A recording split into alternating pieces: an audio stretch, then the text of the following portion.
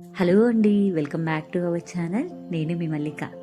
ఈరోజు మీకు టిఫిన్ బండ్ల మీద చేసే పుట్నాల కొబ్బరి చట్నీని ఏ విధంగా ప్రిపేర్ చేసుకోవాలో చూపిస్తానండి. చాలా సింపుల్గా చేసుకోవచ్చు.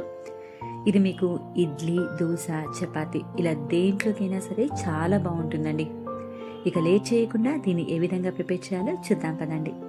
దానికంటే ముందుగా నాదొక చిన్న రిక్వెస్ట్ అండి. మన ఛానల్ని కొత్తగా ఎవరైనా విజిట్ చేస్తుంటే కనుక ప్లీజ్ సబ్స్క్రైబ్ మై ఛానల్. ముందుగా పుట్నాలు, కొబ్బరి, పచ్చిమిరపకాయలు తీసుకొని పక్కన పెట్టుకోండి. ఈ చట్నీ కోసం పచ్చిమిరపకాయలని వేయించుకోవాలండి.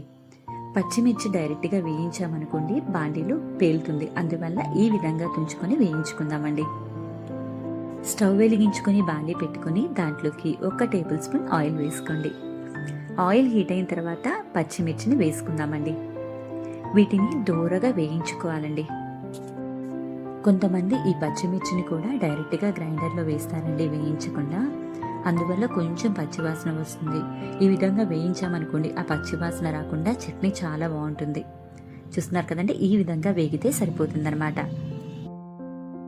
ఇప్పుడు స్టవ్ ఆఫ్ చేసుకొని ఈ పచ్చిమిర్చి చల్లారిన తర్వాత ఒక మిక్సీ జార్ తీసుకొని దాంట్లో వేసుకుందామండి.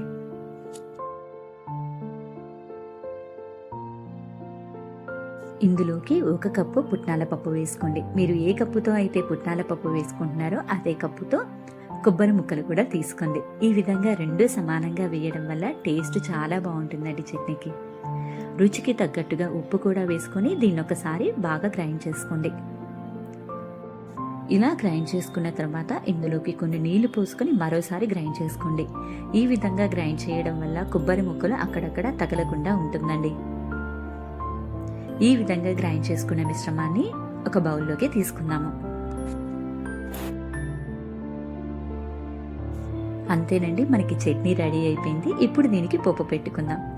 పోపు కోసం స్టవ్ వెలిగించుకొని 1 టేబుల్ స్పూన్ ఆయిల్ వేసుకొని ఆయిల్ హీట్ అయిన తర్వాత ఆవాలు, జీలకర్ర, కొన్ని ఎండుమిర్చి, కరివేపాకు వేసుకొని బాగా ఫ్రై చేసుకోండి.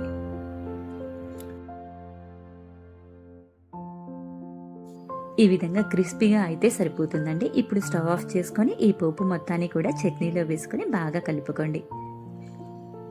అంతేనండి, ఎంతో టేస్టీగా ఉండే పుట్నాల కొబ్బరి చట్నీ రెడీ అయిపోయింది. ఏ టిఫిన్లోకైనా చాలా బాగుంటుందండి. మీరు కూడా ఒకసారి ట్రై చేసి ఎలా వచ్చిందో కామెంట్ చేయండి. మీకు కనుక ఈ రెసిపీ నచ్చినట్టయితే మీ ఫ్రెండ్స్ అండ్ ఫ్యామిలీకి షేర్ చేయండి.